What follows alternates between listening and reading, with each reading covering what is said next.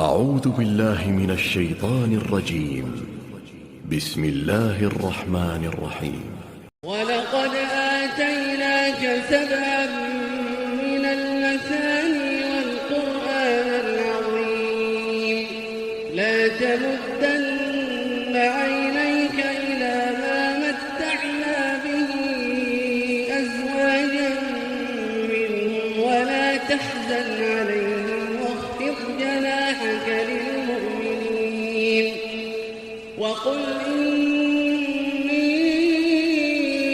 أنا النذير المبين كما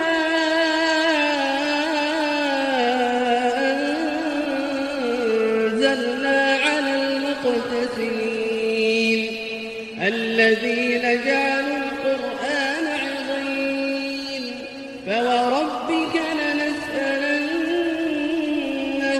أجمعين عما كانوا يعملون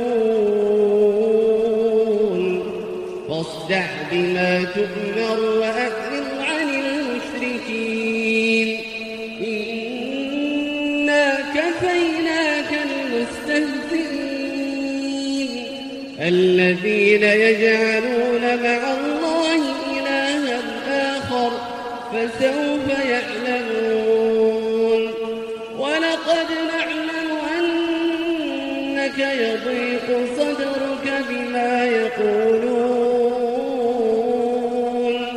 فسبح بحمد ربك وكن